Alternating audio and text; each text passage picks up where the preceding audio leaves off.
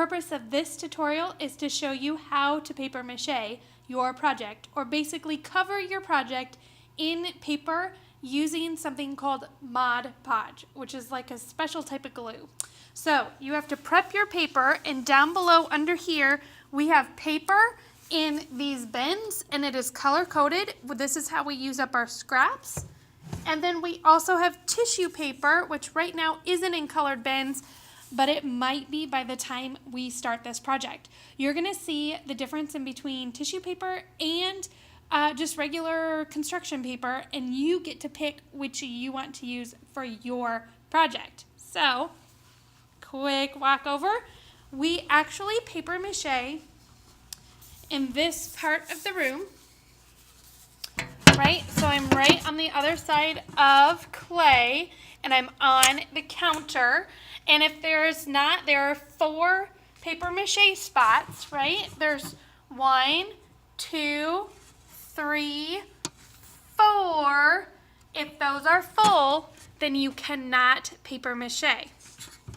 Then, once you get here, this is what we don't want to do. Do you see how now all that paper is stuck down, and then the seams didn't get covered? I'm going to show you how to paper mache the right way.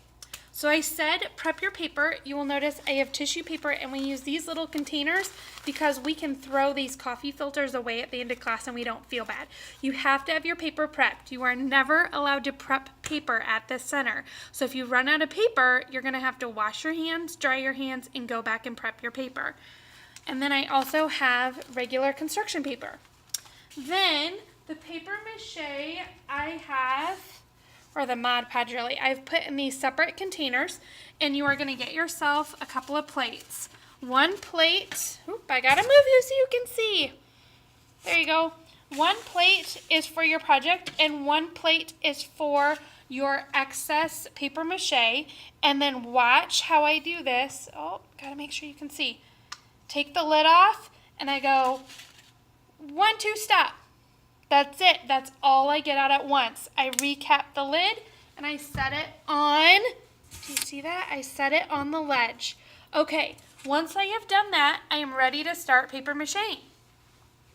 I can either use a brush, which is what I'm going to show you first. So these brushes will be ready for you, and they'll be right near the glaze area are the brushes that we can use.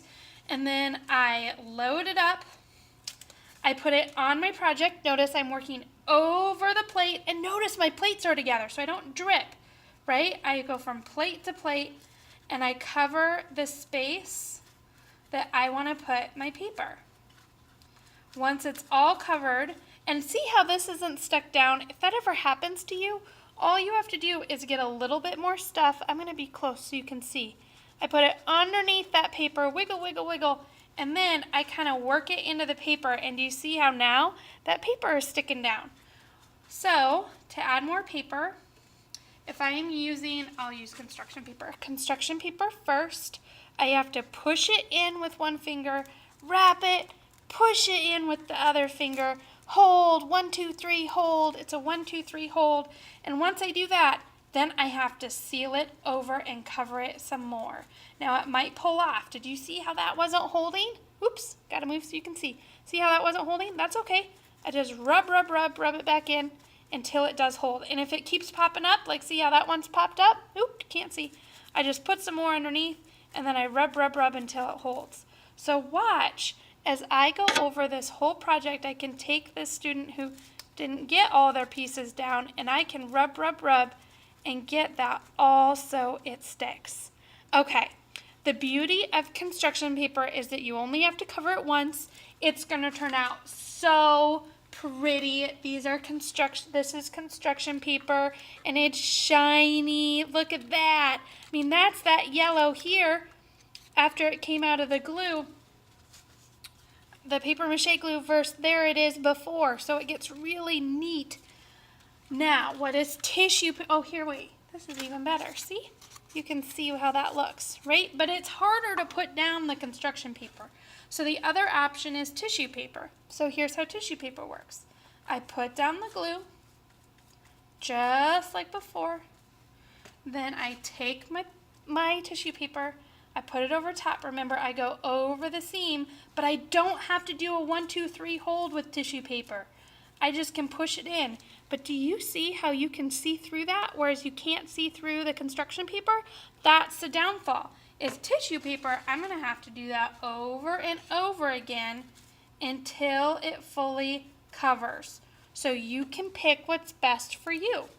I do have a couple of tricks. If you're worried about your hands getting messy, I have these little tongs, boop, boop, boop, and I can use these to do my project with so that I don't have to worry about my hands getting messy. I also have bigger tongs, in case I want to actually hold my project with tongs, so now my hands really don't get dirty. Because some of you are like me, and we are like, yay, mess. But some of us are like, boo, mess. And I don't want mess to prevent you from paper mache. Okay, how do we clean up? So, your project goes onto these cookie sheets. And you want to lay it down as flat as you can make it, all right? Then, if this is all full, and by all full, I mean, no way, Miss Russ, can I fit another project into here without two things touching? It's like a big puzzle, right? We don't want it to touch. I can get out from the bin another cookie sheet. These are kind of hard to get out, so you might have to ask for help. And then they are a little hard to put together. And it is okay if your project, see how my project is peeking through the cookie sheet? That's okay. It'll just pop right off. No big deal. Then, this plate, if it is like this, see how that plate is not very dirty? I just put it in the drying rack, and a different friend can use it on a different day. No big deal. Do you see how this plate still has a lot of paper mache glue on it, that Mod Podge on it? We want to save that. And so I have this big container here. You unscrew the top.